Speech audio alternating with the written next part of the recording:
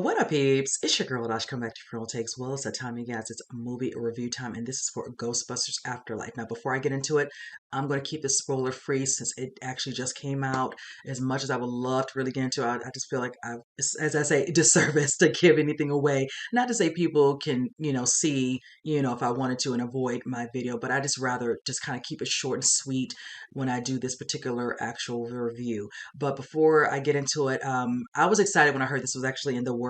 I remember like, oh, well over a year and a half ago, knowing it was, definitely going to be happening. At first, I didn't know who was at the helm directing wise, but when I did see that it was Jason Reitman, I was actually excited about that because I feel like it kind of keeps it within the family, being that his father, Ivan Reitman, did the first Ghostbusters film from '84, and that one is one of my all-time favorite films to watch. Actually, I even have it.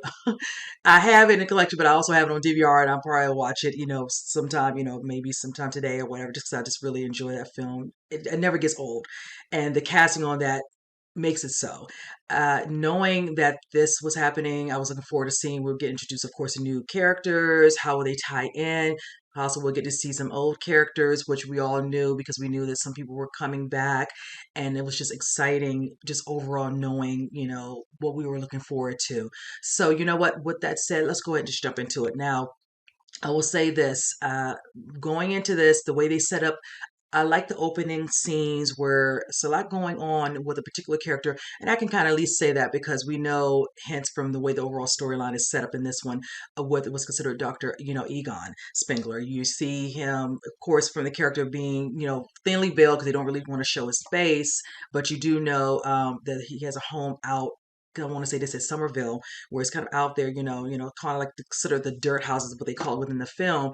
And certain things happen at the beginning of the film that sets up a tone where we get introduced to family members of his, his daughter and his grandchildren. Of course, Carrie Coon, McKenna Grace, and Finn Wolfhard.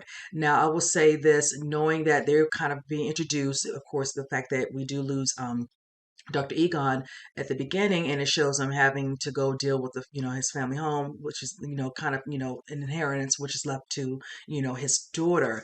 Now, needless to say, there's some dynamics I will say that happen within the film where you notice from Coon's character where she kind of, gives off a vibe where she didn't really have a great upbringing, the way she felt she was being treated, how she wasn't, properly, love or whatever by, her father, and just doesn't speak highly of him. Now, in regards to her two kids, you see, one of them definitely into science or whatever, very, smart. And then you have the other one who kind of just, kind of do his own thing, in regards to character Finn, who plays the character Trevor, and then with McKenna Grace, who plays the daughter Phoebe. And I like how there are dynamics between the two of them. One more carefree, one's a little more kind of center control of the way aspects of what she likes to do.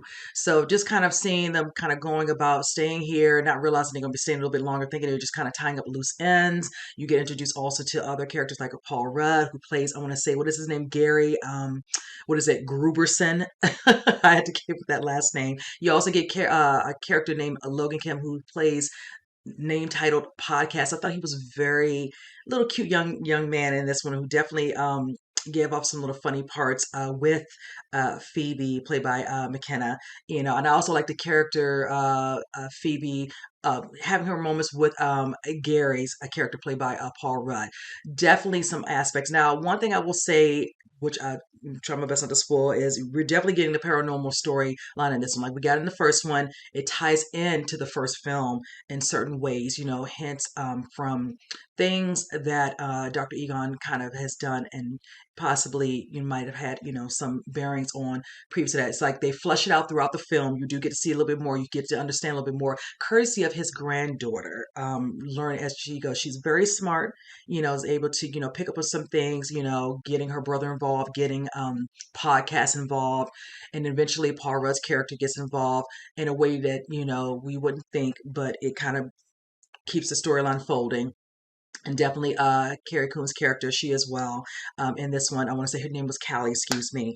I also like where we, of course, in the trailer, we do see a scene where somebody's getting a phone call. And I like that because it's kind of definitely nostalgic in that instance, with this phone call happening between two particular characters.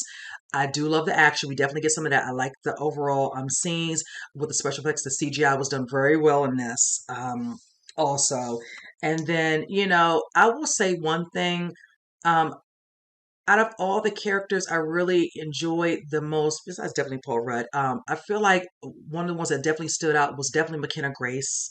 She definitely was very integral in how the storyline flowed. At the beginning of the movie, it seemed like it was kind of progressing slowly, but it was kind of just setting the tone of just understanding a little bit of the family dynamic, and then slowly kind of catching on. When we got to a little bit of the second, but definitely the third act of the film, it definitely picked up. You definitely get a little bit more, and then you get some scenes where it definitely brings you back to a time from enjoying the first film, Ghostbusters, which I'll put it like this. I cried a little bit. I'm not even going to lie. I'm all here for nostalgia. Like I said, we already know that certain particular characters were going to be coming back, so I can't, not say that part. I was happy early on. We did get to see a scene, and it was in one of the trailers where we got to see Annie Potts back as Janine. So I love seeing her on the screen. I will say I was bummed that I know Rick Moranis couldn't be in this one. I remember hearing that a while back, so it kind of bummed me out, but it is what it is.